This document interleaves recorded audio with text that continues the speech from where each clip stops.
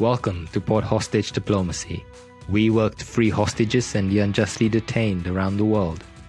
Together with their families, we share their stories every week and let you know how you can help bring them home. I'm Darren Nair, and I've had the honor of campaigning with many of these families for years. These are some of the most courageous and resilient people among us, people who have never given up hope, people who will never stop working to reunite their families. And we will be right there by their side until their loved ones are back home.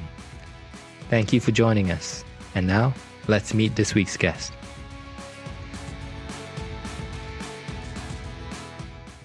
Welcome to Port Hostage Diplomacy. Michael White is an American citizen from Southern California. Michael served in the U.S. Navy for 15 years. Michael is one of 5 siblings, all of whom have served in the U.S. Armed Forces. In fact, Michael is the only sibling who has retired from the U.S. military.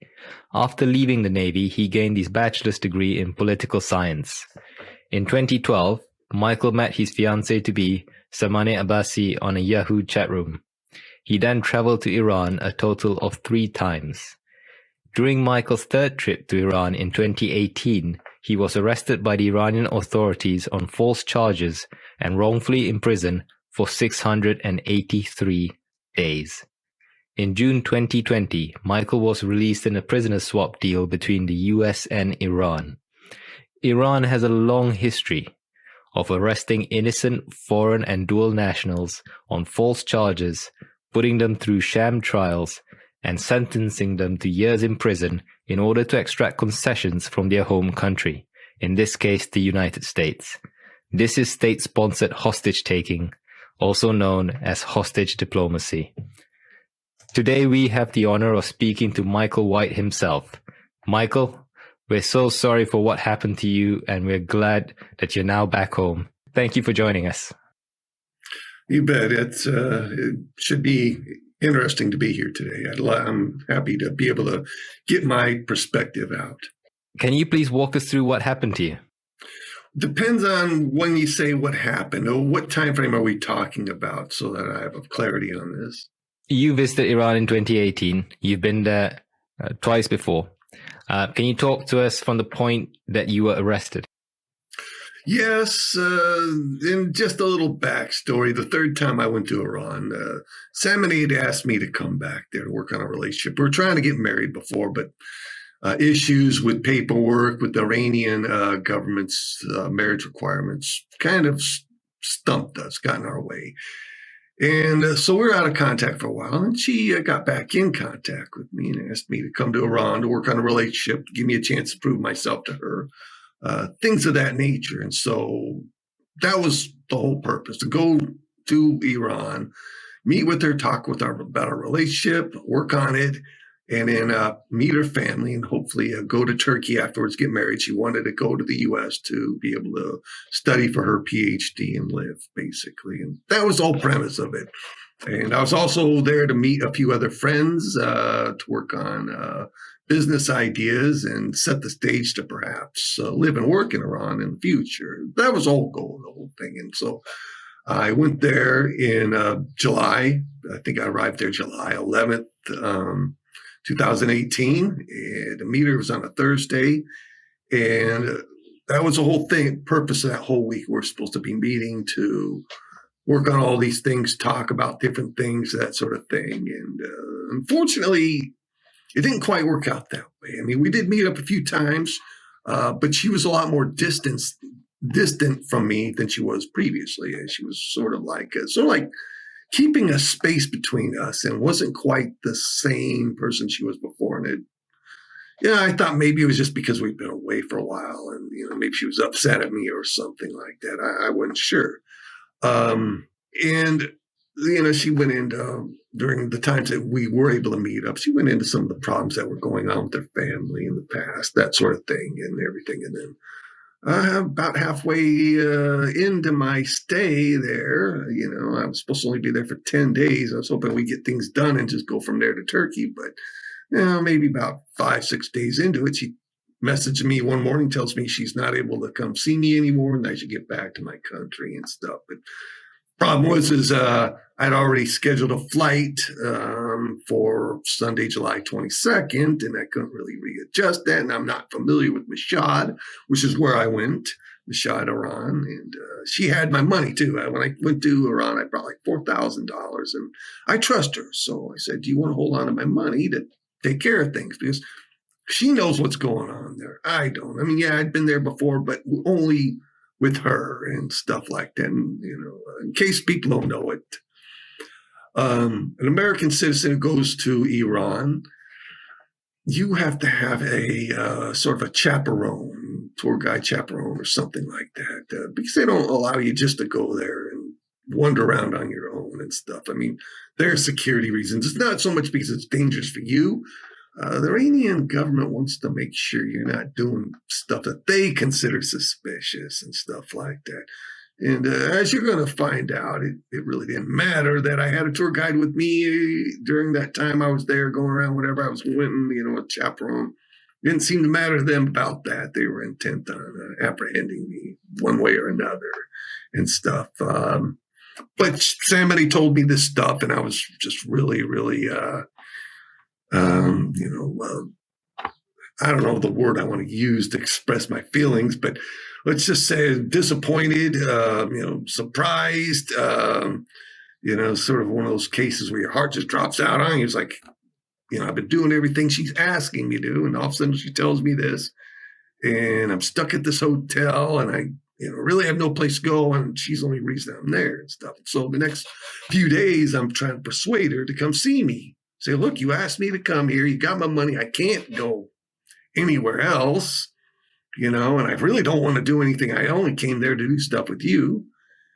And I kept every day. And then she just, sometimes she wouldn't answer, and sometimes she'd repeat the same things, and finally, the Friday before I was supposed to leave, she agreed to meet with me, and she said she'd meet me on that, the next day or so.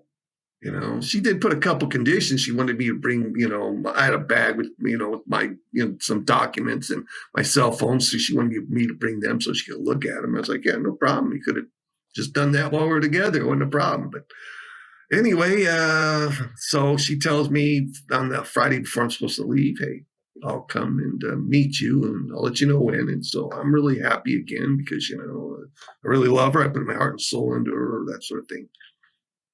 And Sunday, July 22nd comes rolling around, and I'm all excited to meet her that morning. And I don't know how. I don't know if we're going to meet at the hotel or what. So I dress up real nice that morning and, meet her. And I'm just like, want to just go talk to her and kind of figure out how we're going to move forward and stuff. And then she gives me a message in the morning on WhatsApp. It says that Ehsan, who is my tour guide there, is going to come meet me at the hotel, pick me up and take me over to the tour agency to make final payment. She said she'll meet me over there. And she tells me it's a good chance because she's afraid that her father, who's kind of upset at her about things, is going to follow her. And she says, if he sees me just going somewhere other than the hotel, he probably won't follow me. So a good place to meet first to me. Okay, whatever you want. And then my tour guide shows up at the hotel, and I asked him if Sam Benet called him and asked him to come pick me up. He said, no, the tour agency manager did and stuff. And I asked just to kind of verify things and see, if maybe Sam Benet and Ehsan were like, in some kind of plot or whatever, So it's just a question to see. But he said, no, he hadn't talked to her and stuff. And I was like, okay. And then so he goes to do something. And then we both get, go out to the parking lot, get in the car to take off from the hotel to go to this tour agency where I'm supposed to meet Sam Benet. And so we start driving down the road. And then about maybe a short time later, Ehsan tells me he's real thirsty. He needs to stop somewhere to get something to drink. So he ate something really salty that morning. I'm like, okay, whatever. So we pull into by some storefront somewhere. He gets out, takes off somewhere. I'm just sitting back on my phones trying to communicate with Sam and make sure everything's okay. He comes back a few minutes later. We take off, and then we come up to one of those roundabouts, where you kind of have to run, drive around to go to the next road. And as we're driving around. That next thing you know, some car just cuts right in front of us, right? And then Esson starts to try to drive around it, but it cuts in front of us again. And somebody rolls down the front passenger side window, and some man's waving his arm at us to pull over for some reason. Regular car, nothing unusual about it. And I asked Esson, well, what do these guys want? What do you think these guys want? And he said, I don't know. I'm going to pull over and find out. And in my mind, I'm thinking at first, well, maybe there's something wrong with the car, and they saw it, and they're just letting us know. Although I didn't feel like there was anything wrong with the car, but you never know, you know. And so we pulled the side of the road. And then another thought came to my mind. I was like, a short time ago, we just pulled over into some parking lot so we can go get something to drink. And maybe they spotted me in the car and recognized me as an American. They're trying to pull some kind of heist or something. I don't know. So we pull over, the car pulls right in front of us, and next thing you know, 3 guys exit the vehicle, 2 on the passenger side and 1 on the driver's side. And the guy who was in the front passenger seat, when he comes out of the car, he's pointing a surveillance camera at me. I'm like, uh-oh, this doesn't sound right. The next guy comes up to the door I'm in, he opens up, he pulls me out and handcuffs me, and then they stuff me in the car in front and blindfold me, and a lot of other stuff after that. So that's sort of how things got going. I'm sorry to hear that. Where did they take you after that? Which prison? Well, which initially detention center? They took me to initially a building that turned out to be the Revolutionary Court building. I didn't know what they were doing. They weren't telling me nothing, and I really could go more in detail, but I just right now spend too much of my energy trying to explain all this stuff. But they took me to some court building. I didn't know, and they had me blindfolded the whole time until I got up there. And then they took me in front of some commissioner, started asking me a bunch of questions about why I'm in Iran, about my income, background, my involvement with Salmonay. And then he makes a statement that some girls had expressed some concerns about me or something, like they thought I was up to something suspicious, but he was really non-specific in that. And then after the end of this hearing, where, it's only like maybe a half hour, he tells me I'm being detained for several days. And if nothing comes up, they'll release me. I'm like, okay, I hope so. But then they, the individuals that apprehended me, who ultimately turned out to be intel agents, blindfolded me again, and then he took me to some facility that's referred to as the Intel facility, Intel jail, actually. And then they take me up there, and they have me change out clothes, and then they blindfold me again, and then take me down some hallway, and then put me into some cell, a very small cell, and that's sort of how things got started. So I've interviewed the families of loved ones currently held hostage in Iran, as well as Roland Marshall, the French academic who was a former hostage in Iran. He was held in Evin prison. Do you know which prison you were held in? It was an Intel jail in Mashhad initially. Okay. I was there for maybe 2 months, and then they transferred me to Mashhad Central Prison. Okay. What were the conditions of the prison? Well, the first one, Intel jail, the cell was a very small cell. I mean, I would say maybe 10 feet wide by 6, not very big. And then you come into the cell, there's no bed inside, no chairs, no tables, no TV. There was just a dirty carpet on the beginning part of this cell.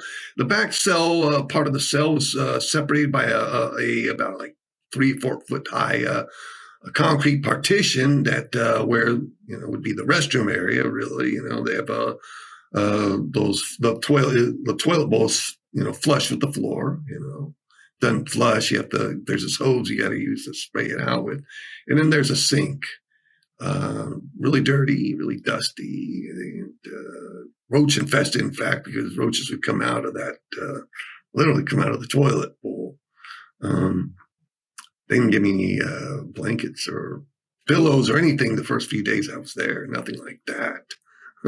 So that's the condition there. Not very pleasant. I had to lay on the floor to sleep, and nothing. And in the first 3 days, they didn't bring me any food or water either. I was knocking on the door. They weren't even checking on me. I was knocking on the cell door, trying to get attention. You can't see outside. It's a metal cell door, so you can't really see outside. But they do have a sliding window, but that was shut. So, like, well, not really a sliding window. It's more like one of those. It's like where they close it with the little door thing, and they just close it and lock it. And it's like maybe less than a foot wide, or square foot, less than that even. And they opened that up to pass things through or talk to you. But I was knocking the whole thing. Nobody would answer. It's a metal door. So, I knew people, there's somebody passing by, because you can kind of slightly see shadows through the cracks of the door, or hear them walking. But for the first 3 days, it was like that. And I'm like, what the heck's going on? These guys are just going to lock me up and throw away the key or something? Yeah. So that's how that was there. Did you go through interrogations, or did they try to get you to sign any false confessions? Did they beat you? Did they torture you? Let me rephrase that. The conditions you were kept in were basically amounted to torture on its own. But did they beat you or things like that?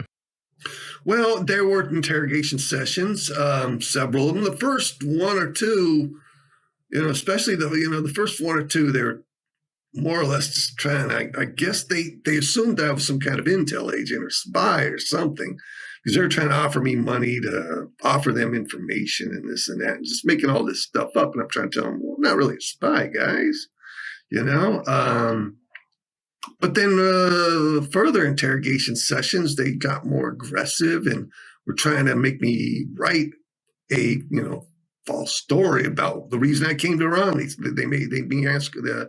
wrote a question on a piece of paper and told me to explain the real purpose of me coming to Iran, and not to talk about Salmoneh and marriage, which was the real reason. And what they would do is during these sessions, as they're asking me questions, not the first two, but after that, if they didn't like the question, they'd have somebody hold me back in the chair I was in and take a taser and put it in my face and say they would shock me if I don't write what they say and stuff. That was one thing they did to me. During one particular session, the Boz Jew, they call them Boz Jews, like interrogator, whatever you want to call it, didn't like what I was writing about something. And so he came up to me and got really angry. He said, no, it's wrong. I told you that you're supposed to say, he told me to say certain thing on there. I can't remember exactly what it was. But then he took this whip off the wall and swatted me in the bottom of my feet because he didn't like what I was saying. I'm in this chair. And, when you're at this jail, you don't wear shoes. You wear open-toed sandals. And so he hit me in my toes with this whip. And it really hurt. And you know what? I'm a cancer patient and everything there was. And I suffer neuropathy on my feet. So you just imagine how that felt to get swatted in the feet with a whip. And then later on, he still didn't like what I was saying. And he was wearing sort of like a suit without a tie. And he opened up one of his suit jackets and he had a pistol and he pointed it and basically said, hey, if you don't want to cooperate, I can use this on you. I could take you out back and use this on me. So that was another incident. And after that same day, that same interrogation session, he obviously didn't like the things I was writing. I mean, well, what can I say? They're trying to make me make up stories here, and I'm not necessarily creative. I'm making stories up about why I came to Iran and how I'm trying to supply there, and trying to arrange funding and all kinds of crazy things. And so after that, when they took me back to the cell, that same night, they put me back to the cell. There were no blankets in there and nothing. They'd taken that. So they gave me blankets a little while later, after the first few days I was there. But after this particular session, they took those blankets out and they have an AC unit and they crank it up really high, to make it thing cold in that cell. It's really unpleasant. I mean, yeah, it was summertime, but they were really cranking this up to make it more like freezer cold in there. And so I didn't have any blankets, no pillow, nothing. So I curled up in the corner of the wall, facing away from the on the wall, right in the corner of the wall, where the AC unit was like right above me. So air would be blown, down, but not indirectly at me. And I tucked my hands into my shirt and, fell asleep in the corner. At some point in the at night, one of the guards entered the cell with a bucket of cold water and ice water and splashed it right on me while I'm in the cell. And he walked out and started laughing, walked out, and here I am got up, it startled the hell out of me. And for the rest of the night, I'm like walking around in the cell trying to dry off. No blankets, no towel to do so, and that was a pretty low point for me and stuff like that. And the other things that occurred is sometimes they take me out of the cell and walk me around. But of course, when you walk outside the cell, they can put a blindfold on you so you can't see where you're going and stuff like that. And they would walk me around the cell. Sometimes they trip me. A few times, the guard would grab me in the crotch, and for no reason, they'd just have me walk around the cell, trip me, bring me back to the cell. Or one or two times, after they took me out of the cell with this blindfold on my eyes, the guard grabbed me in the crotch. Just, I don't know for what purpose, to harass me, whatever the reason is. I don't know. And then they throw me back in the cell. Another time, in the cells, they have surveillance cameras, but you can't really tell. Up at the top of the wall, there's this looks like a little hole of some sort, but apparently it's a camera. I didn't know that. And I had a cup, and I was taking some water and chucking at it, saying, "What the heck is this?" Well, come to find out, it was a cell. It was a surveillance camera, and I guess the people watching it weren't too happy I was throwing water at it. So a couple of guards stormed the cell, grabbed me, pushed me against the wall, and started punching me in the ribs, and then told me don't do it again, and then chucked me down to the bottom of the floor. So those are the kind of things that did occur to me there and stuff like that. And during some of my interrogation cells, I could hear other prisoners screaming nearby. So they're clearly torturing other people. As I understand it, what happened to me compared to them was, light, I guess you could say. Although when you go through this whole situation, and I was going in, and not just that, when I went to Iran, it was right after I'd gotten some cancer treatment. I was supposed to return to get reevaluated. So I still had in my chest what they call a port, which is a device to implant in you to, administer chemotherapy and stuff. And I still had this thing in my chest, on my right side of my chest, and it goes near your jugular vein and stuff like that. And it's supposed to be flushed out twice a month when it's not in use, or it could cause the development of blood clots and germs and other bad things. This is going right into your jugular, so you have to keep in mind. And here they're doing all this stuff, and this thing's in my chest, and man, and they weren't paying attention. I was trying to tell them about this, but they totally disregarded it like it was nothing important to them and stuff. So that's a lot of the things that happened at the Intel jail. Again, I don't know what to say apart from I'm sorry for what happened to you. As you said, you're a cancer survivor. You underwent chemotherapy recently before you were arrested. And obviously you needed medication, health checks, and sufficient food, given that you're a cancer survivor. How did you cope in prison? Because you're basically a hostage. You're being used as leverage to gain a concession from the United States. You are of no use to them if you die. But at the same time, they want to force the US government to react and react faster, which is why they were torturing you. They want you to make public the fact that you're getting tortured, the fact that you are in pain, that you're in bad health, that it's urgent, so the US would react faster. They tend to do that to many of the foreign nationals held hostage. What are your thoughts? Well, first off, let me clarify something. From the moment they apprehended me, almost the entire time I was in the prison, in fact, even after I went to Masad Central Prison, they did not allow me to make any phone calls to anybody. No, not they didn't allow me to write letters to send out, use the internet for anything. No visitors, things like that. In fact, they didn't inform anybody about my apprehension till almost 5 months later. when I was at the Mashhad Central Prison. They literally denied that I was in prison.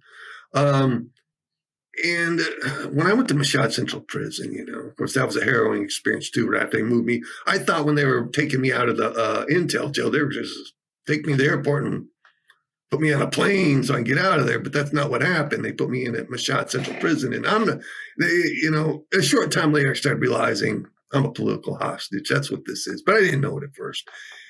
And so for the first 5 months, nobody even knew I was there. The prisoners that I was in the prison cell with the Mashhad Central Prison, once they became aware I was an American and stuff, some of them tried getting the word out about me. One prisoner made an offer to help me out. He said, if I write a letter, he gets visitors from time to time. He said, if I write a letter, he'll discreetly try to smuggle it out, to get word out, because he knew nobody was telling anybody. The Iran government did not inform anybody initially about my apprehension. They didn't tell the Swiss embassy, nobody. And at first, I didn't want to write any letter or do anything because I didn't know what Iran was going to do. I thought hopefully, they just chuck me out of here. And if they do, I'll keep it quiet about what happened. I'll just, so say it had something to do with the passport issue or whatever. If anybody asks, I was over there, they detained me temporarily. But then after I went through a couple of court hearings, and then I became aware that this whole thing was just I was being held as a political hostage and whatever their purposes. And I was a little familiar with this stuff as well. Because before I went to Iran, I kind of knew some of the stuff, but I just didn't think they were going to target me because I'd been, fairly amiable towards them, But that's not how they looked at me. They looked at me as an easy target, because they knew when they asked me to do something, I would come. So then I wrote a letter, a 155-page letter, in fact, and documenting as much history as I could from before I came to Iran, how I met Samaneh, a little bit about the previous trips I came to Iran, and then this current trip, and trying to document as detailed as I could what had happened, all the way up to November 22nd, 2018 and stuff. And that's when this fellow prisoner, his name is Fahad Obaid, and, long story. He's a great friend, by the way. He's no longer in the prison either, but he got a visitor. His cousin came to visit him, and he discreetly, carefully took this letter and put it inside of a gift bag and was able to smuggle it out. And it had some instructions for his cousin. And when she Fahad's from Kuwait. When she went back to Kuwait, she went through this and then handed his brother, and then they took the letter and started distributing it out. And it wasn't all that long after that real word about me really started to filter out and stuff. And the other prisoners were able to discreetly get word out about me too. And then so at some point, the Iranian government realized, we can't keep secret this American guy is in the prison anymore, so we better just. But then they tried to deny that I'd been in prison very long. They tried to say he'd apprehended me in mid-December, and said I'd only been apprehended for a few weeks when it was months. So, this is not as relevant, but I was just curious. If you had difficulty getting a blanket, getting medication, getting food, how did you get enough paper to write a 155-page letter? Fahad. Oh, okay. Fahad gave me everything. Without him, I would have been in major trouble because, they barely fed me anything at the intel jail. When you go to Mashhad Central Prison, they don't really provide food, really.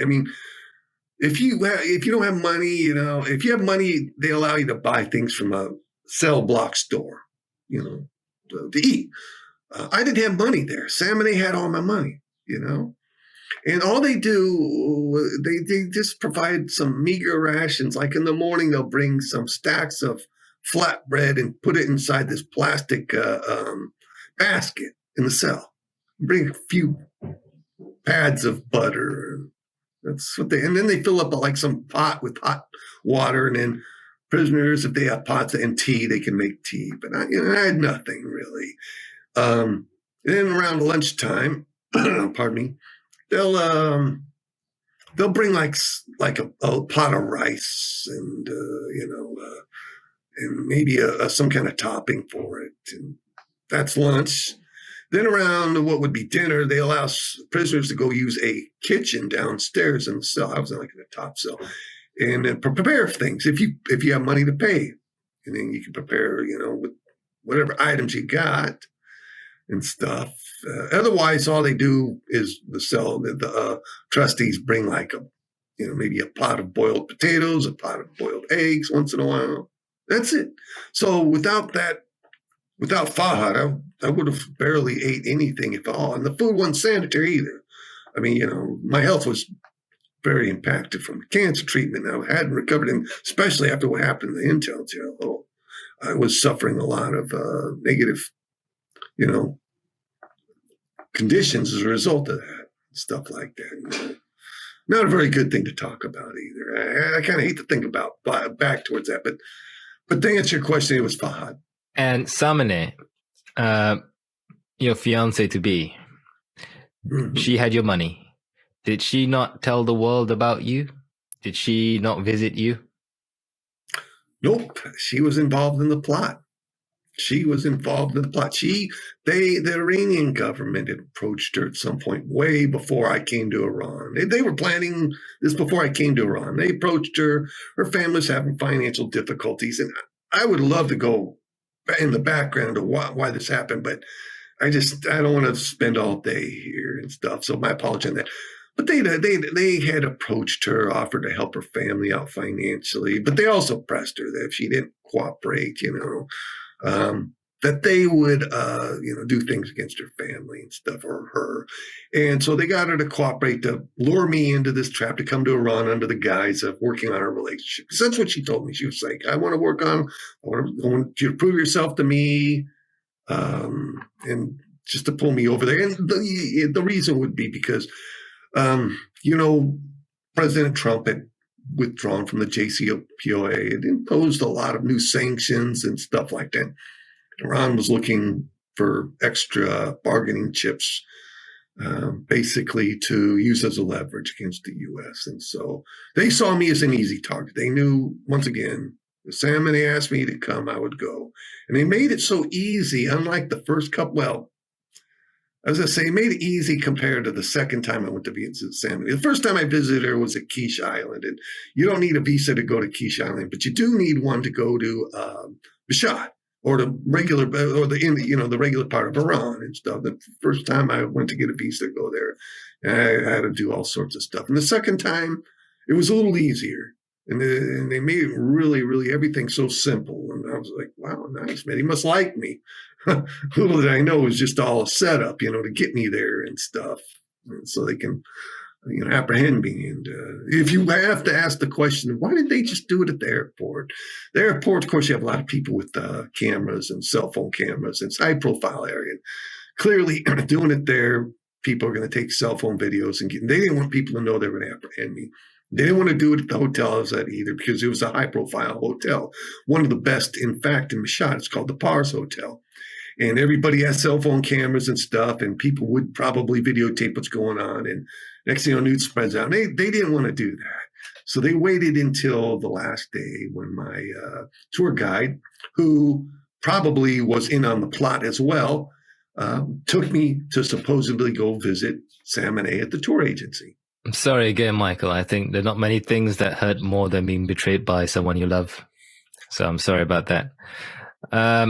So the United States does not have a physical or diplomatic presence in Iran. Switzerland serves as protecting power for the United States. So I understand you received a lot of good support from the Swiss embassy. That is correct. Once they did find out about me, they were able to press the Iranian government to come visit me at the Mashhad Central Prison.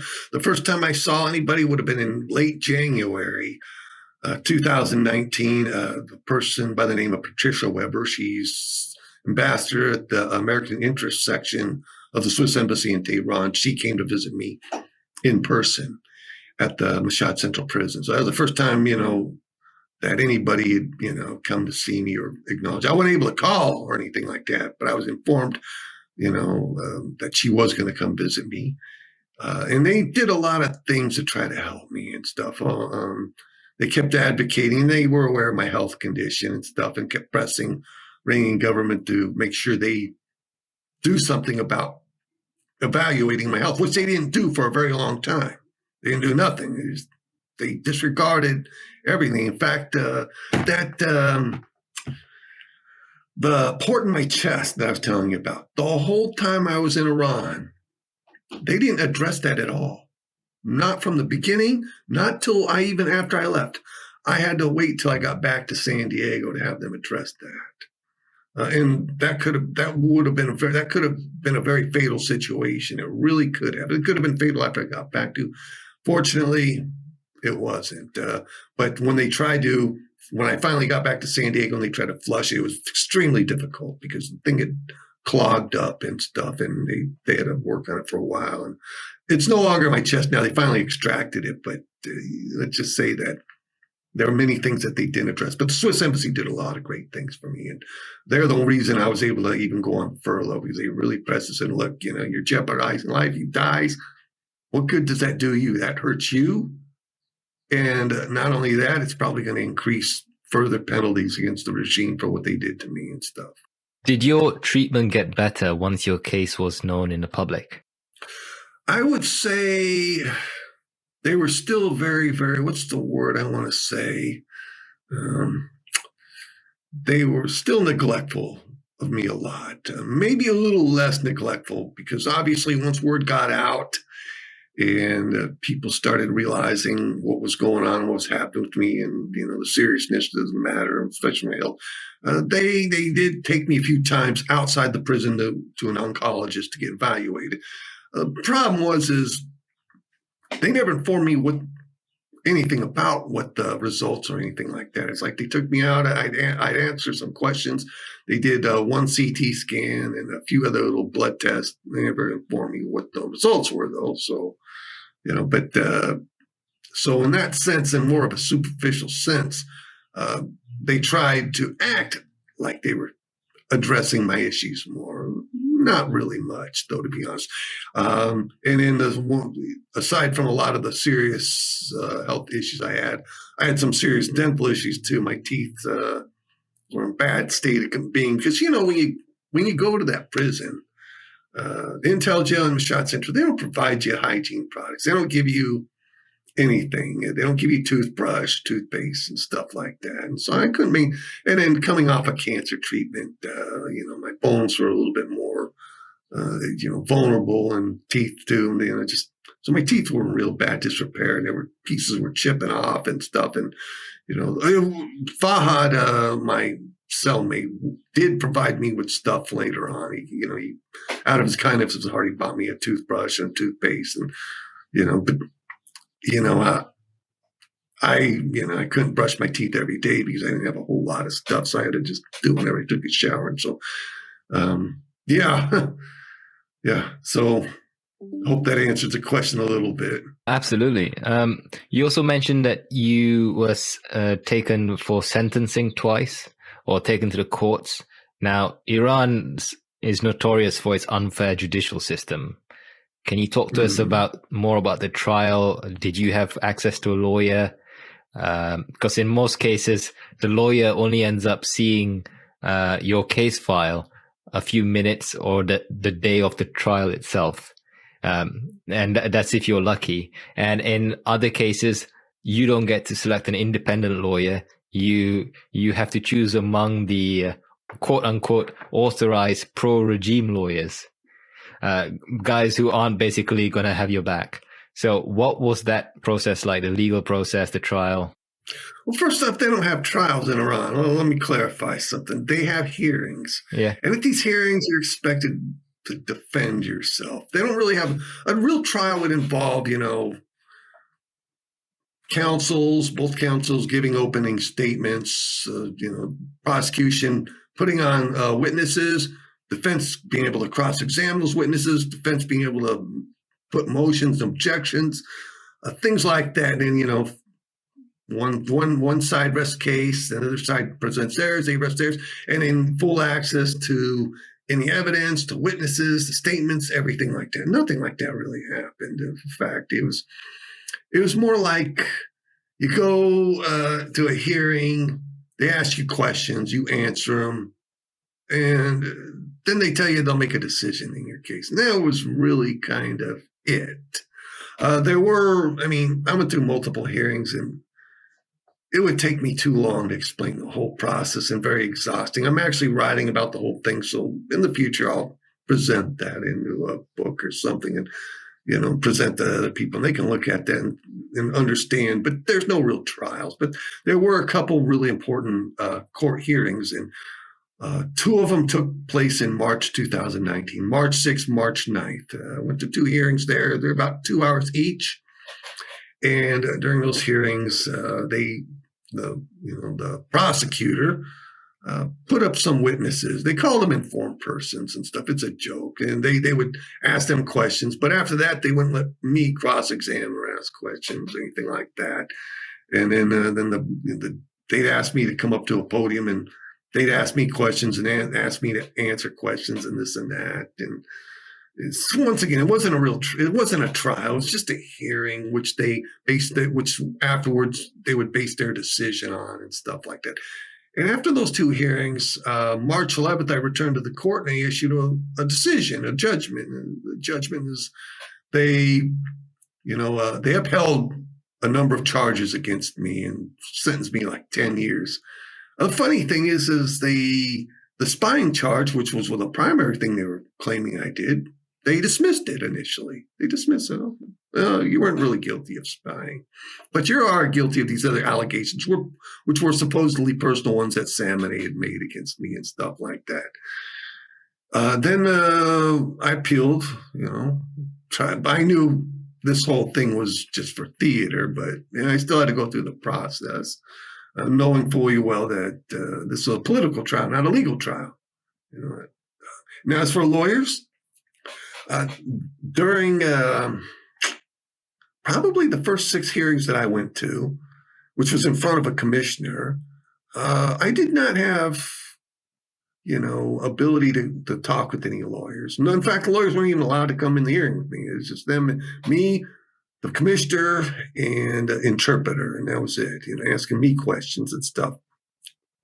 March 6th, March 9th hearings, there was a lawyer that they assigned, but I only saw him really inside the courtroom, and we didn't have a chance. I didn't really get a chance to talk to him about the case or anything. We didn't have an in-depth discussion. He just basically said, well, I took a look at your case file. We filed a petition for your release, and his legal advice to me was, whenever the judge asks me questions, don't dance around in my answers, whatever that means.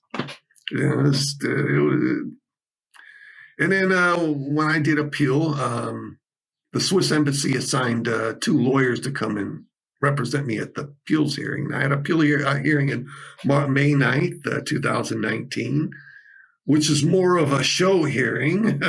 And I would love to go into that in more detail, but it would take too long. And then I had actually another final appeal hearing on appealing the 10-year sentence, July 22nd, 2019, the day my 1-year anniversary. And I thought maybe the reason they put it that day is they're going to release me or something. I don't know. But that didn't happen. It just came and passed and stuff. And then in October 2019, I get called down to the cell block manager's office. And the cell block manager informs me that they made a decision in the appeals court issued a decision in my case and basically stated that they dismissed all charges against me except one. And the charge that they dismissed, the one that they didn't dismiss, was one that was dismissed by the Revolutionary Court. It was the spying allegation. Suddenly, the appeals court says, no, you are guilty of spying.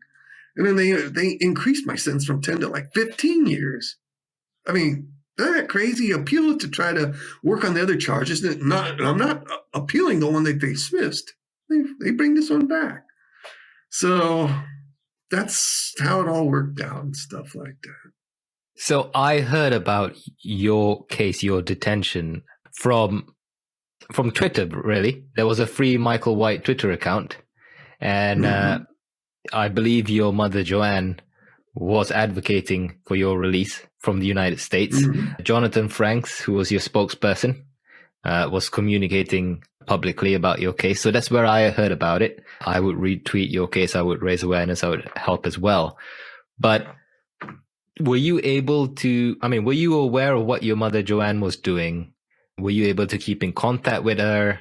Obviously, your mother did a great job advocating, and I've spoken to so many families who were in her position, and there's no playbook for them. They all have to reinvent the wheel. And I think the Levinson Act is supposed to make things easier for the family. It's progress, not perfection. But can you talk about what your mother did to advocate for your release? Well, here's what I do know.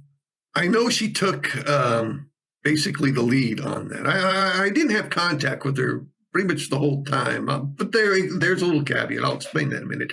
The reason I know that she was doing things at Swiss Embassy, when Patricia Weber visited me, she kind of explained that my mom was, concerned about me, and she was, trying to do what she could do to help. I didn't know anything about this Jonathan Franks guy for a very long time. In fact, I never even heard of him.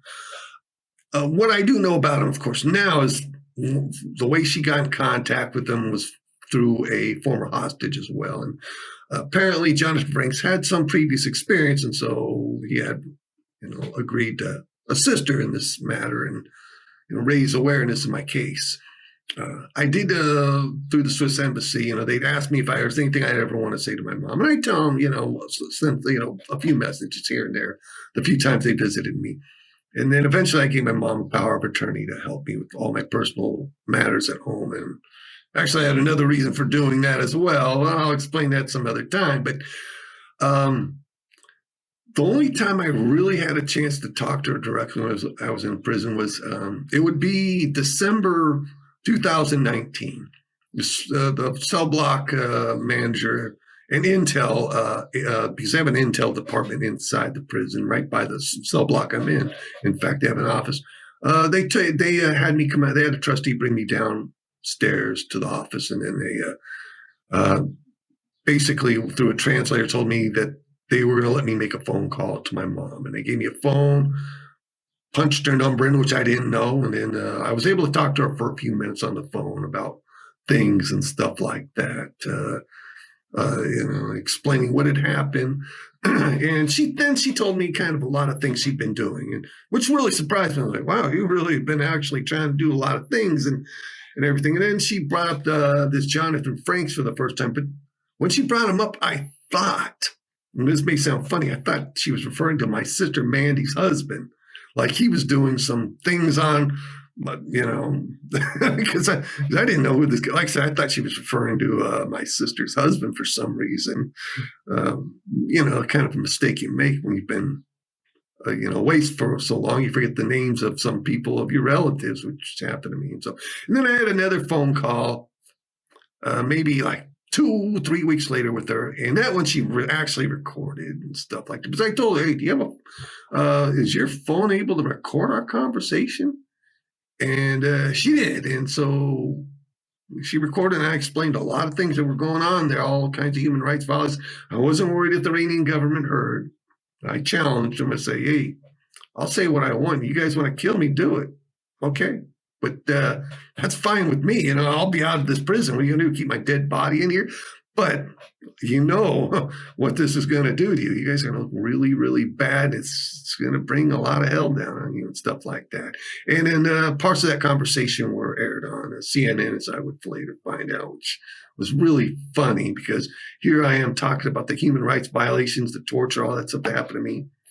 And then this conversation got aired on CNN, which I'm grateful to Jonathan Franks, because he was the one who approached CNN with this, this telephone recording between me and my mom. It's like, good, show Iran.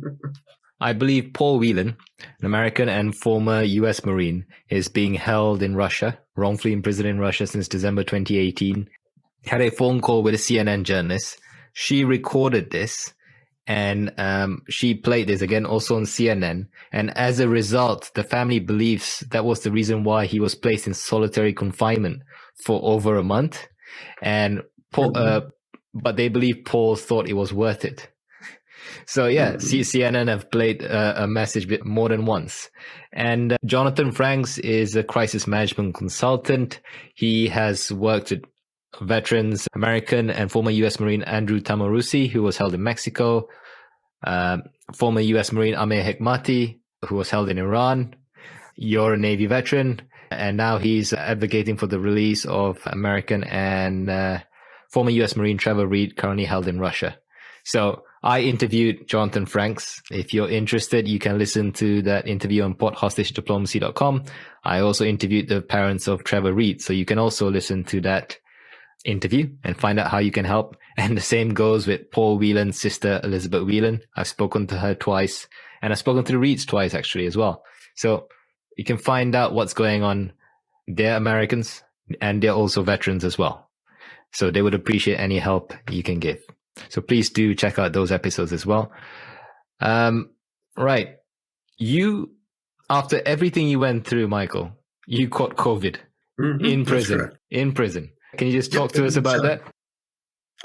Yes. And this would have been in March of 2020. And basically, I was aware that this corona thing was going around. They had a TV in the cell that I was in, Mashhad Central Prison. And, although the majority of the channels were in Persian, and they had one channel called Press TV. It's an Iranian government-controlled news channel, propaganda channel, more or less. But from time to time, they do report on actual things and stuff. And so I was aware that this corona thing was going around. I'd heard about what had happened with China, and then there were cases being reported in Iran, and it's starting to really, really spread around.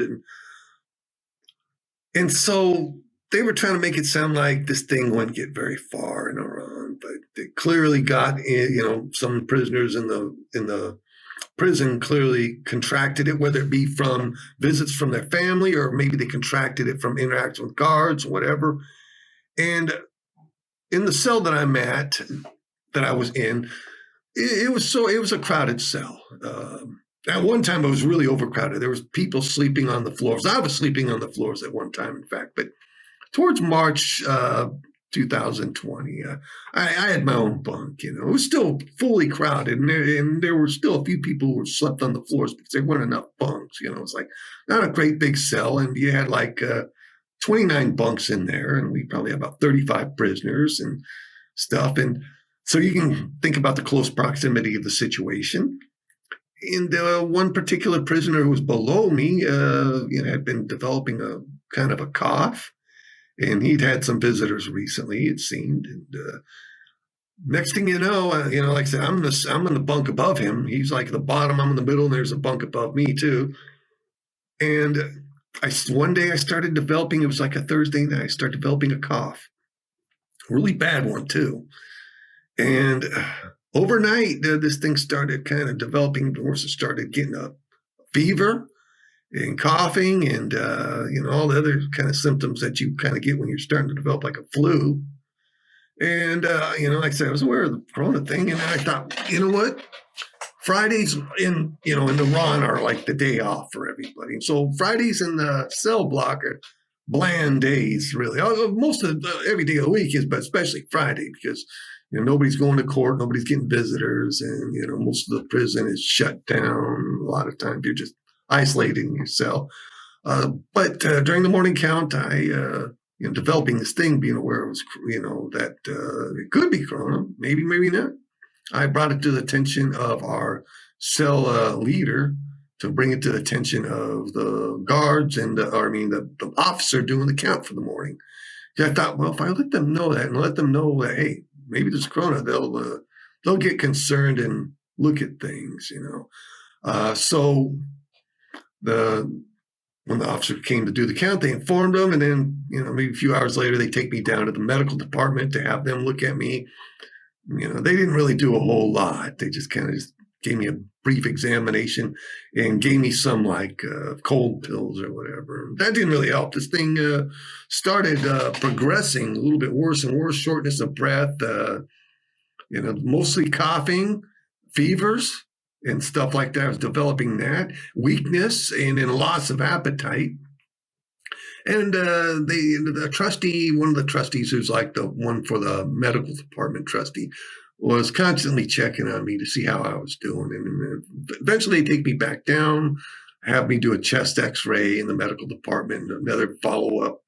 Nothing's improving. It's actually getting worse. And then finally, I guess they started really kind of paying attention and starting to get concerned that this could be corona, because I was really, really, really, getting weak. I mean, really so weak that I had a hard time getting into my bunk.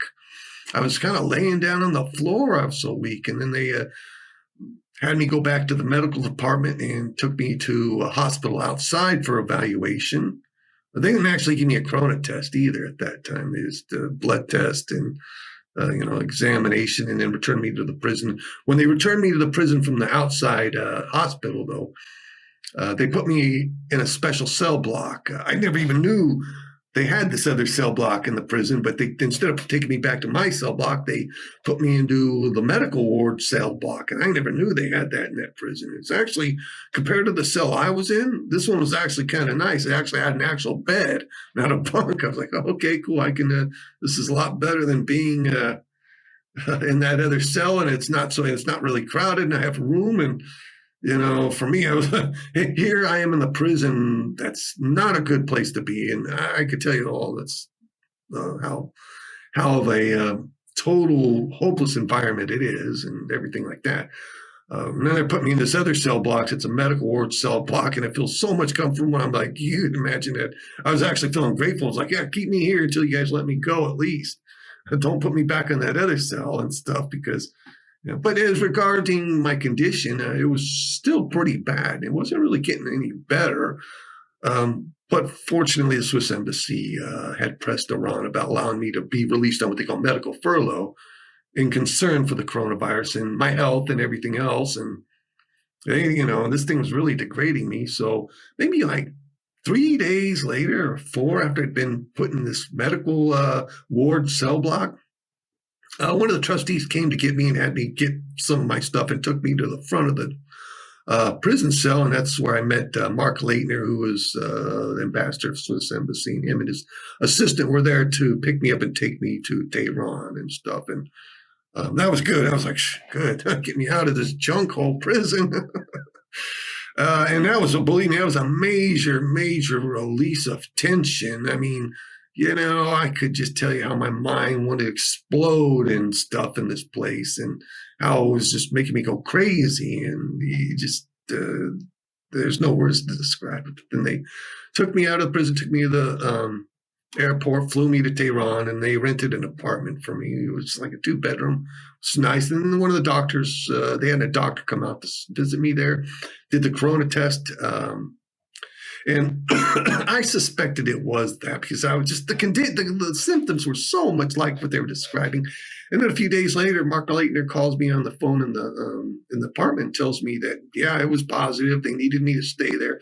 And then they had me taken to a hospital in Tehran, where I stayed like 4 days undergoing treatment for corona. And guess what they prescribed to me to treat the coronavirus? I don't know the names. But what did they do?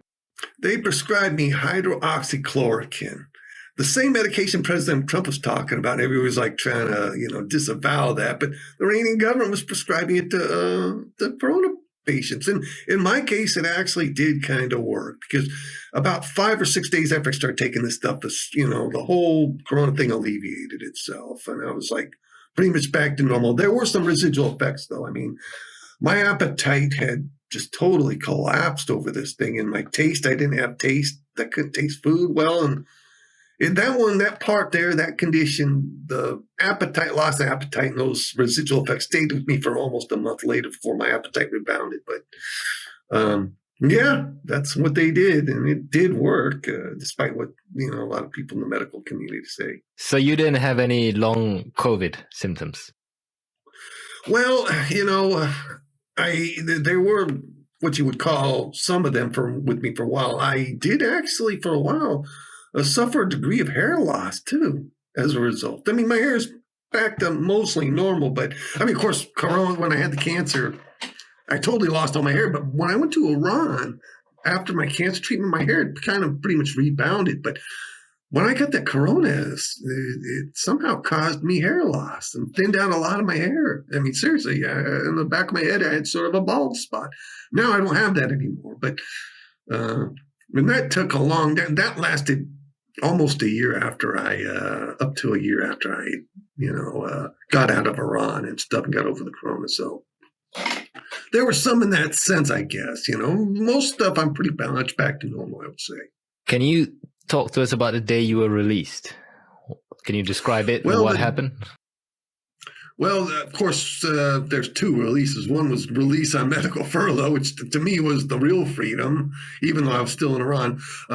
The day that I actually was allowed to return to the U.S., Swiss Ambassador Patricia Weber called me the day before and told me she wanted to meet me, the next day. I think that would have been like June 3rd or 4th, to have lunch and go over things and stuff like that. She told me also to go to a store and buy me some new clothes and stuff, because I really didn't have any good clothes. In fact, pardon my cough. When I talk a long time, my throat's very sensitive.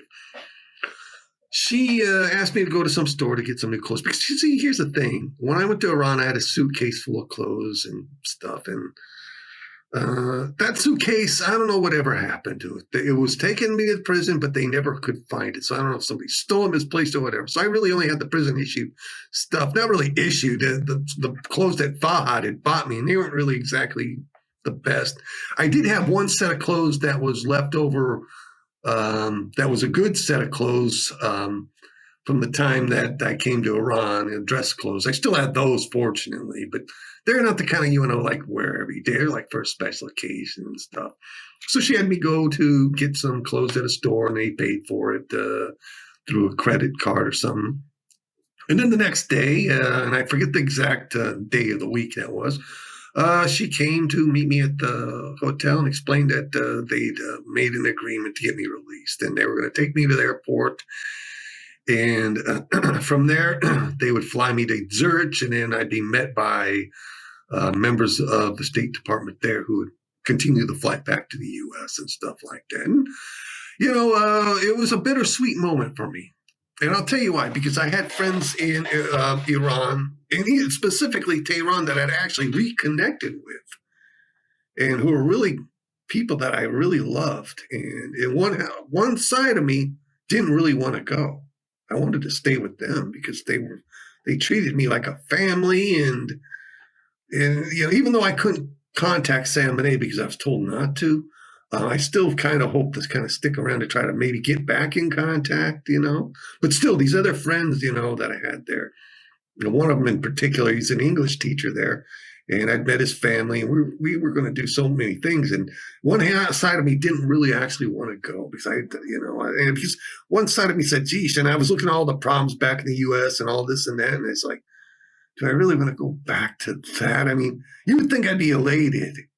But I wasn't really as elated as you would think. I was like, okay, cool. But, but at the other end of the spectrum, the President Trump had went through a lot of effort to pressure around the release being and make this agreement, which actually wasn't much of an agreement at all, to be honest. Basically, Iran asked the U.S. they were looking to finally get rid of me at this point because of my, all my, health and everything else. I was a burden to them. And the U.S. just basically, released an Iranian American earlier. They just upped the release date earlier, so Iran could save face. People call prisoner swap. Not really. He was an Iranian American. He didn't even have to go back to Iran. He could have just stayed in the U.S. They're like, hey, thanks, Iran. Suckers. I'm just going to, but that's what they did. And the flight back was kind of, a little exciting. They really treated me like a celebrity and stuff. So, and everything like that. And they flew me from Tehran to Zurich, and I met Brian Hook and the rest of them. And I made my statement, if you saw it, and everything. And that was heartfelt, in case anybody doubts it. I made that on my own and everything about President Trump and how I appreciated, everything he did for me and stuff like that. That was true. And then from there, they flew me to Washington, D.C., and then I met with Roger Carstens and stuff like that. And then from there, they had me go to San Antonio, Texas, to go through like a former hostage debriefing program and medical evaluation and stuff like that. And then from there, I met my mom at San Antonio, and then we drove from after I was finished doing everything there, left with her to go back to Phoenix, Arizona. Eventually, I came back to San Diego because I had to address a lot of the things and stuff. So what was it like when you first came back home? You had the health issues as a result of COVID and your imprisonment. You had the trauma, obviously, of being held captive for that long. What was the experience like? Because, I mean, you're a veteran. You've been deployed overseas. You know what the re-entry process is like. What was it like coming back home?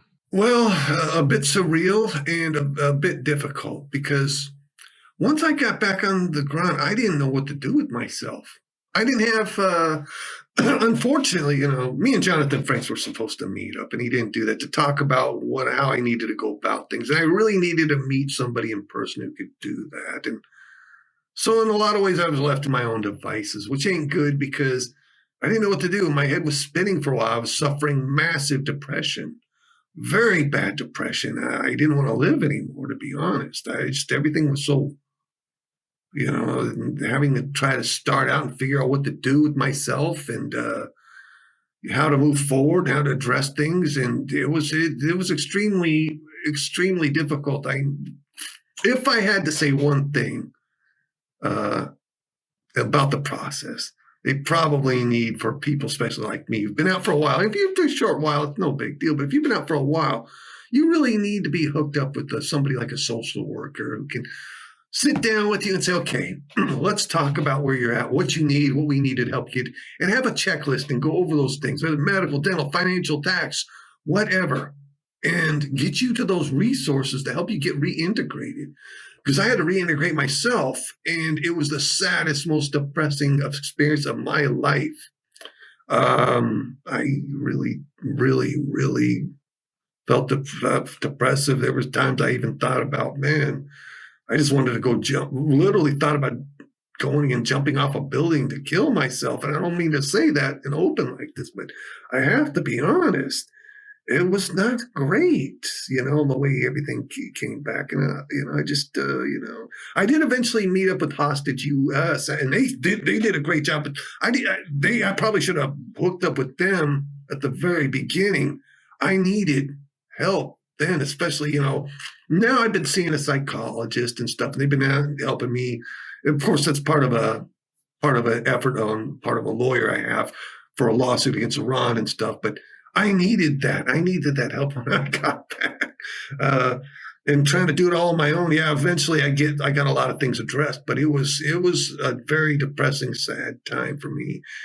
And, I kind of hid some of this from a lot of people, but it wasn't in that sense. You'd think I should be elated, but I wasn't, because I needed somebody to take me by the hand and say, let's go take care of this. And I didn't have that. And in that sense, I'm kind of not happy. Well, I'm sorry to hear that, Michael. And I'm glad you didn't do anything that was irreversible. I think when you were held captive, you had to be strong. You had to be resilient. You had to be a hero. And as the saying goes, even heroes have the right to bleed.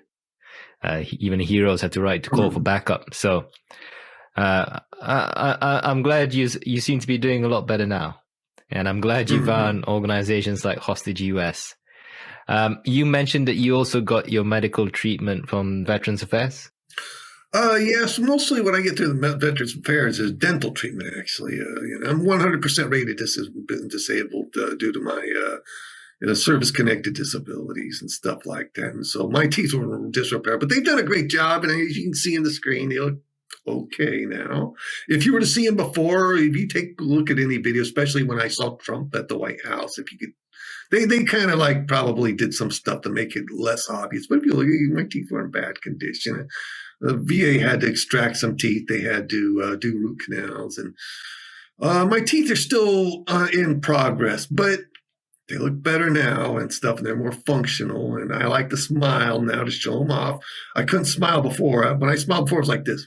Now it's like this, and it has a little shine. So I feel proud of my smile now. And I think that's helped my personality, my self-esteem a lot, you know.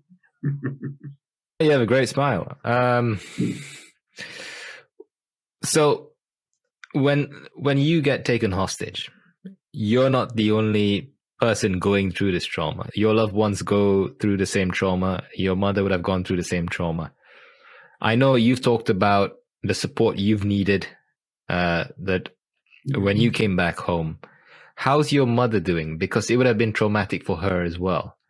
How's she recovering? How's she doing? She's doing all right. You know, and of course, I'm forever appreciative of her to taking that effort. I mean, I don't have any children, but, and I'm not a mother, obviously, but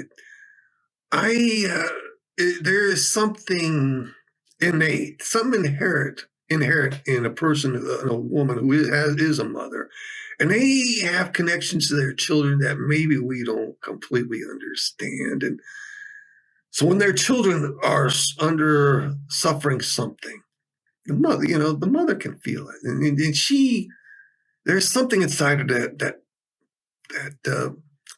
pushes her to do everything she can to help her children. And that's what happened with my mom. Is she has this emotional connection, this innate, inherent characteristic that made her go forward and do everything she could for me and everything like that, and push and not give up and put all her energy into it, and what she did and stuff. And so I'm forever grateful for that, because obviously her efforts helped. And, if she isn't around, I still feel I would eventually got out anyways. And maybe this longest, but I think a lot of her pushing helped kind of kickstart a lot of things and made it much smoother in pressuring the Iranian government to concede and release me, and realize that holding me as a political hostage was really not going to gain them a lot, especially a cancer patient, some with my illness. Like,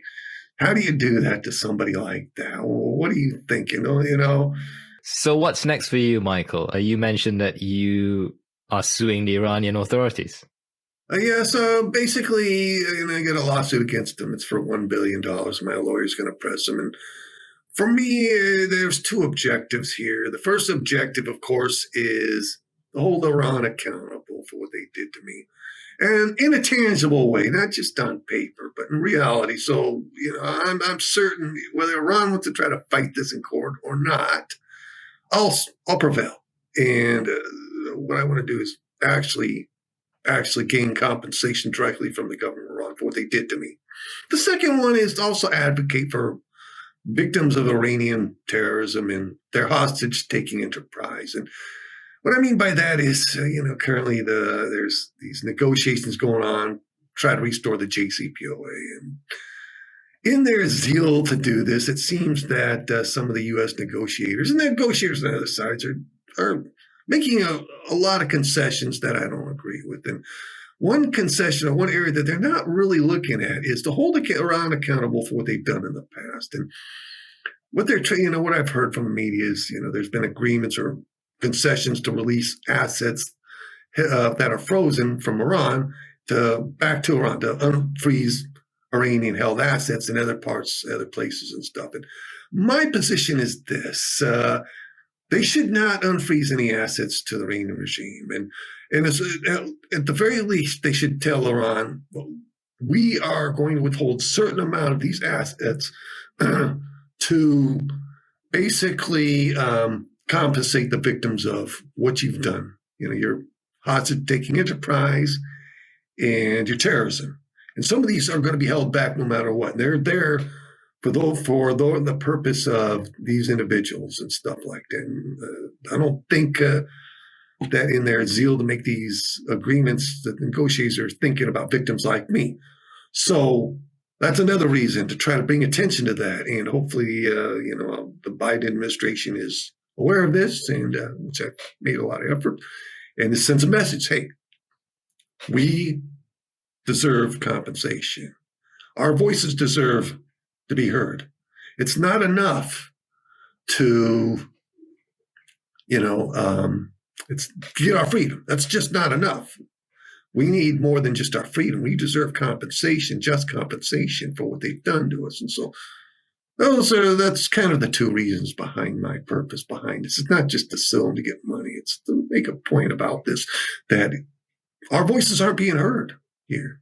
And we deserve to be compensated, and Iran deserves to be held accountable for what they've done to us, and especially for me, but for others too. We don't have a lobby like other people that I'm aware of to bring this attention. I would love to do that. I'd love to get with all of these other former hostages and do a class action suit against Iran as well, But that's the basic premise of what I'm trying to do here with the lawsuit. I understand, and good luck with the lawsuit. So you touched on one important topic here. What can the U.S. government do to make sure this doesn't happen again? It is a tricky question. There are a number of things that, we can do and should do. And some of those involve one aspect that Barry Rosen brought up and talked about is perhaps prohibiting U.S. citizens from traveling to Iran. Now, there's a problem with that. And most U.S. citizens won't. But if you're a dual Iranian-American citizen, you can, because you got your Iranian citizenship. Because we have some dual Iranian-American citizens in prison in Iran right now.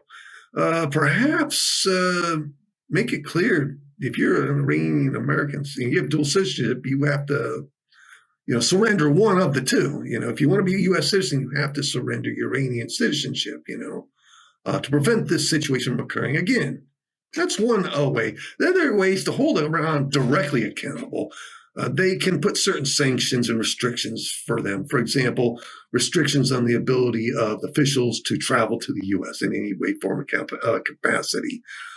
Freezing assets whenever the Iranian regime does apprehend a citizen unjustly, and stating that even if you release that person, part of that assets are going to go to compensate that citizen. We're going to make sure that happens for whatever time frame. So, for example, let's say there's some Iranian assets in Canada, $1 million. They apprehend a citizen, we freeze that.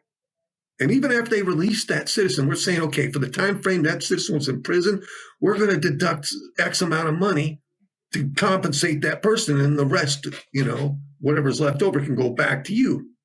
Things like that, because when you hit them in the pocketbook, that is going to make a point. Iran can go around and, they can cry and yell and whatever, and whine over the whole thing. Then they've done something wrong. If the Iranian injustice system was truly, what's the word, transparent, they would have open trials. They would have video. They would allow, foreign media to go in there and observe the evidence, show the whole process from beginning, say, oh, here's the evidence we have. We can prove this. And this and that, and justify. Because if there's a case where a citizen really does go to Iran and, commits an actual crime, for example, and they're actually, okay, hey, you got us on that. This person went over there, they did something they were supposed to, we still expect that, you ain't got to put some disproportionate sentence on the person, but as long as they've been given the same rights, and meaning, like, for example, if it's a crime where normally a person would get bail, you offer them bail. If the sentence, is normally like a 1-year thing, you don't give them beyond. Things like that, But once again, Iran knows they're doing something wrong. And so that's why I advocate in these cases, things like freezing assets, sanctioning judicial officials, other officials, all the way to the very top, hitting them in the wallet, pocketbook.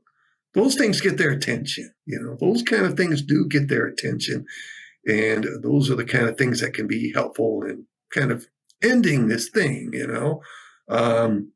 If Iran wants to engage in an agreement, a treaty of sorts that says, okay, the Prisoner, Treatment Act or something that's list out how prisoners foreign are to be treated in a just and fair manner. If they put into something like that, that would guarantee that that a U.S. citizen who goes over there isn't going to be, or other foreigners aren't going to be held as political hostages. and Iran concurs and they show they're transparent and agreeing, then there'd be no reason to seize their assets because then it's an honest system. But it's not an honest system. And so those are some of the ideas that I have that I would implement. There could be other ones too. I would have to go through and see what other ways. But hitting them in the pocketbook, number one way to change behavior, because anytime you take somebody's money, that gets to them. We've seen this with Russia and the sanctions we've placed on Russia, right? If you put sanctions in place that freeze their assets, that really hurts them. Now, on the first point you mentioned, it's my understanding, though, that Iranians with Iranian citizenship aren't able to renounce their citizenship even if they want to. So that's the problem. A lot of the dual nationals, they would love to renounce their Iranian citizenship, but they can't. They're not allowed to do that. Actually, I don't necessarily agree with that. Okay, for example, you're an Iranian American, come to the U.S. The moment you become a U.S. citizen, you have to surrender your passport to the State Department. Then they, in turn, get an affidavit from you saying you revoke your citizenship to Iran. Hence, that's turned over to the Iranian interest section in Washington, D.C., the Pakistani embassy, and that's that. And so if you want to travel back to Iran now, you have to go through the visa process and stuff like that. Now I know there are some Iranian citizens that have family back there, and they're really reluctant to do that. But I think to prevent this, we have to kind of give them a choice until such time as we have a different regime in place in Iran that respects human rights and judicial processes and stuff. Their system is not internationally, doesn't meet international law standards at all, in all sorts of ways and manners and stuff. That is something that they can do. That process in place could be a solution, but the problem is getting Iran to comply. What incentive does Iran have to listen to the US is my point. So yes, we can say that, this person has renounced their Iranian citizenship. How do we make sure Iran understands and complies with that? Well, once again, under this proposal, for example, for Iranian Americans who renounce their citizenship, they don't have their passport or papers to go back to Iran through the normal means. So they have to go and apply for a visa just like a U.S. citizen. So, at least in that part, they have to go through an extra process to go back there. And this time they're going back there as an American and not as a dual citizen and stuff. That I think we can do. I don't see any reason why. Iran may say, well, he gave it back or whatever, but we're saying, hey, from our standpoint, this person now has to apply for a visa because they can't just get on a plane with their American passport and go into your country like normal anymore, because they'll look at this and say, oh, you're a mere U.S. citizen. You can't go to, by the way, they won't let you board a plane. Like if you go to Dubai, which has flights directly to Iran, they won't let you board a plane unless you have either a visa or a Iranian passport. Now, if an Iranian citizen who doesn't have their passport anymore is renouncing, all they have is their American passport, you're not going to be able to board a flight from Dubai or any flights directly to Iran. You have to get that visa. If you try to cross to land ports, obviously, whatever countries and all you have is your U.S. citizenship passport, they're going to assume you're a U.S. citizen, even if you were previously an Iranian American. So in that sense, it puts that barrier right there. And from a legal standpoint, from our, we recognize that, hey, they're an American, they're not an Iranian citizen anymore. What can journalists and the news media do to help? I think in a lot of ways, bring attention to this whole thing. And a lot of times I see a lot of stories, not totally, but I do see a lot of stories that in the media that seem to give a little bit more of a favorable viewpoint of Iran. And that I don't like, because it's as if they are committing the fallacy of admission, and as if they must be aware of all these human rights violations and stuff like that in Iran. Don't give them any positive viewpoints. I mean, the Iranian people are good people. It's the regime that's bad. And so you want to make sure that you're not spinning in such a way that it's giving some positive viewpoint of, being in Iran. I mean, like I said, the Iranian people are suffering, and I know by and large about 70% of them would like a different government. They don't like it the way it is. And so that's one thing that they can do, they focus on pointing out the negatives on there, because bad PR isn't good for the Iranian regime and stuff. And it can help in a lot of ways by isolating a regime more, to the point that, if they don't want to be isolated, they'll change their behavior, and that's how you have to, from a psychological standpoint, you have to focus on activities and actions to isolate who they are, and in such a manner that the Iranian regime comes to the conclusion that if we really want to be able to have a better quality of life, if we really want to be able to, do the things we want to do and enjoy it, we have to change the way we're doing things. And that's what you want to do. You want to change because inside the Iranian regime, I can tell you right now, there are no such things as moderates. People will tell you, but not really. But if you can put the pressure on, maybe down the line, once they realize that, hey, we're stuck here, we're not able to go anywhere, what's the point of all this? What are we achieving for ourselves? We're just causing needless suffering to others, to us. Maybe it's time for us to change courses. And that's one thing that they can do, the media, kind of just, focus the spotlight on the behavior of the Iranian regime and, all the negative aspects, and do the things that can bring isolation to that regime so they may reconsider what they're doing. I understand what you're saying. From my perspective, I agree it's important for journalists and the media to highlight the truth, what is going on in Iran, and give people the full picture. So there are lots of human rights abuses going on in Iran. It is important to highlight all of them. And I think from my perspective, it's very important not to repeat IRGC propaganda. So when they arrest someone like yourself under these false spying charges, you see the headlines, veteran Michael White arrested for espionage. And in a way, they are doing the regime's work for them. Because you see the headline, Michael White espionage, Michael White spy. They're kind of making you look guilty by repeating the false accusations of the Iranian regime. So it's important. It's important for the media to show the readers and the viewers all the pieces on the board. Make sure it is fact-based. Now, I understand media, the media is not perfect. No institution is. They do tend to focus on conflict more because it sells. It gets a lot of ratings. But I think the key thing, what we need is to show the full picture and separate the regime from the people that don't have a choice when it comes to electing the regime. We know that the elections are pretty much a sham. And most people just most Iranians are good people who just want to go about their lives. And that isn't accurately reflected in media coverage. So it's important to tell all sides of the story. So that would be my perspective on that.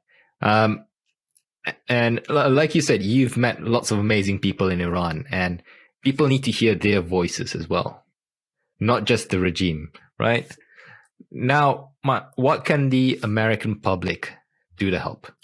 Well, one thing I would, of course, encourage with the American people is, one, be aware of what's going on, especially with the JCPOA. I don't like what I'm hearing, the reports coming out, and I'd encourage the American people to raise their voices with their elected officials and let them know, hey, we don't think giving concessions to a terrorist regime is a good thing to do. Especially after, the idea of trying to delist IRGC as a terrorist organization. Wrong answer.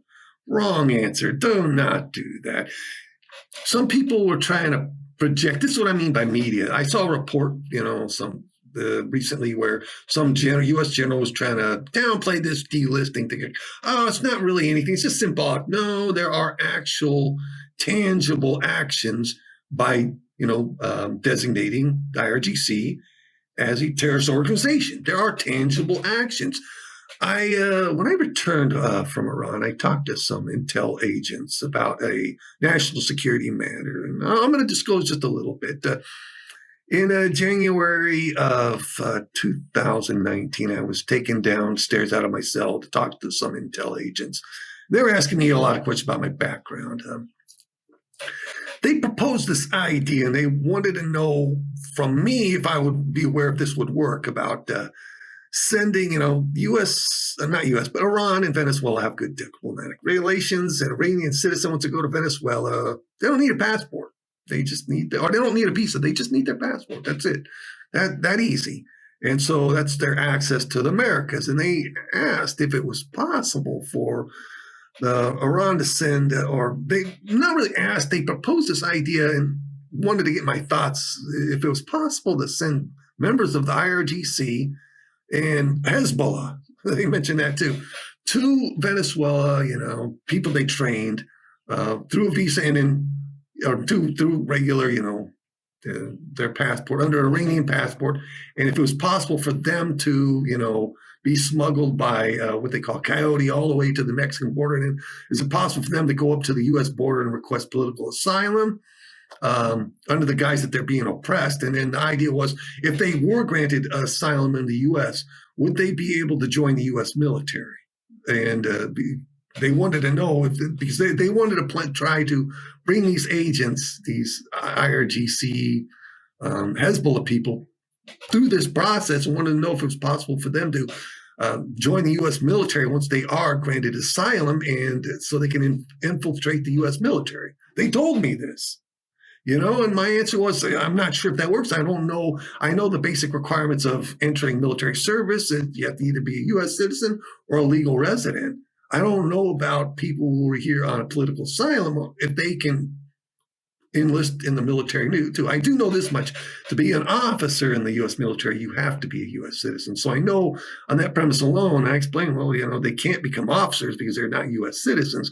Whether they can, I don't know if they can do this, but they basically told me that the idea is they wanted to try to get IRGC and Hezbollah members to the U.S. through this political asylum process and attempt to get into the military to do whatever it is. They didn't explain what they wanted to do. They just told me what they wanted them to try to do. They didn't say what they were going to do when they were in, whether it be spying, sabotage, who knows. And by delisting the IRGC, what this would do is, from a legal standpoint, this actually would allow those members to have an opportunity to come to the U.S. Under some visa. They applied, they may have a chance. Well, considering what I've heard and what they wanted to try to do, is this really what we want to do? And considering all the bad things they're doing and the recent attacks of Iranian missiles fired by IRGC into Iraq, it could have hit our own forces, could have hit the embassy. This is a really bad idea, and they should not do that. You can't trust an organization that's carries out acts of terror, not just outside, but inside against their own people, oppressing. The IRGC does these things. You don't want to delist it just to sake of bringing back some JCPOA agreement that's really not a good one. And then, of course, my message to American people is, make your voices heard, because this could be a situation where, hey, IRGC, Hezbollah gets in the U.S. somehow, they carry out a catastrophic act of terror like 9/11. We don't want that, because believe me, the Iranian government is looking to degrade the American way of life. And that's the truth. And your freedom is at stake. And whether you know it or not, you may not feel it yet. But a lot of people thought the same thing about Al-Qaeda before 9/11. Like, they can never do anything until they did do something. And it's a serious matter. It's something we have to think about all the time. I love the American way of life, and although I'm disabled and stuff, if it came down to it, they needed me to go back in the service, defend this way of life. Believe me, I would do it, because I believe in freedom and rights and protections, and that's a message to American people. We've got to think about these things. We've got to fight for our freedom all the time. It's just like your own immune system. Your own immune system, your body is constantly fighting off pathogens, always. And if it's not doing that, it becomes weaker. And it's the same thing. We've always got to be vigilant. We've got to be ready. We're vigilant. We've got to be aware, and we can't do things that would weaken our own immune system. Delisting the IRGC as a terrorist organization is the same thing as doing something to weaken your own immune system. Why would you want to do that? So I agree that the IRGC are the bad guys, and not many people would disagree that they are terrorists. They intend to destabilize all their enemies, neighboring countries, the region, their own country. They abuse their own citizens, and I have no doubt that they pose a threat to the United States and its allies. I work in security. I focus on risk assessments. A risk is the likelihood and impact of a threat exploiting a vulnerability in an asset, right? So my point is there are varying degrees to which something poses a risk. There's a difference between what is a high risk and a low risk.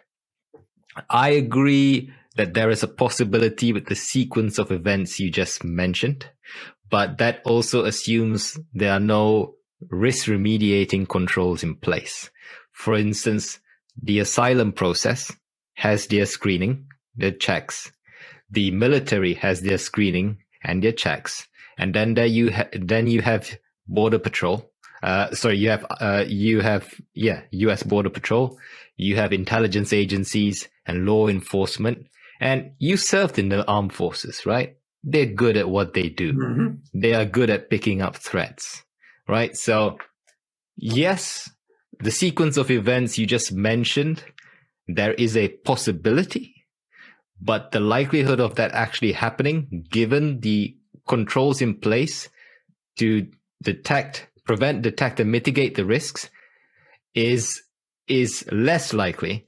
But it is something that I'm sure the intelligence agencies and law enforcement are assessing to ensure these risks don't materialize. Just like you, law enforcement, intelligence agencies all want to protect the American way of life. And there are people assessing risks like this and making sure they do not happen. I don't really have any reason. I mean, I'm not going to advocate for anyone to delist the IRGC as a terrorist organization, given what they've been doing. I interview many hostages held by the IRGC. I have no positive feelings for them. They are like the deep state in Iran. So I don't think you're going to get many Americans to disagree with you on that. I think when you talk about what the IRGC tells you they plan to do and what is likely that they can actually get away with, we have controls in place, Britain, United States, because we know what we're doing. So, Michael, we're almost at the end of our interview. Is there anything else you'd like to mention? Well, I think I've kind of talked about in general everything. I mean, we go into more political stuff, but to be honest with you, I'd prefer to leave some of the political stuff for another day and everything. I've said a lot of the things that I would like to say. I think that's pretty sufficient and everything like that. Raising awareness of the situation, but also raising it so that we can get tangible action taken and stuff. And once again, I got to be able to say some of the important points I did want to say is regarding what we can do about this situation and regarding the IRGC, which the JCPOA, which I'm really concerned about, and elements that it lacks. There's a lot of elements that it lacks that it needs to have in there. And, the administration should not be in a zeal to try to go back to this thing. It should be under conditions that we feel are going to address a lot of these external issues. And we have to just tell the Iranian regime, hey, if you want us to relieve anything, there's a lot of conditions. And it's not just dealing with the nuclear program. It's beyond that. And if you want to walk. But understand there's consequences to that. And that's pretty much it. I do appreciate the time to be here. Thank you for that. We mentioned there are other Americans still being held. So if you want to know what you can do to help, these are the 4 Americans: Shamat Namazi, Bakir Namazi, Emad Shargi, and Murat Tabaz. Write to your congressmen, to your senators, to your governors, to the White House. Ask the US government to bring them home and bring them home now. Keep writing to them. Keep letting them know we're not going to leave these innocent Americans behind in Iran. Michael, thank you for your service in the US Navy. And thank you for taking the time to speak to us. We wish you all the best for the future. Thanks again. Yeah, you're welcome.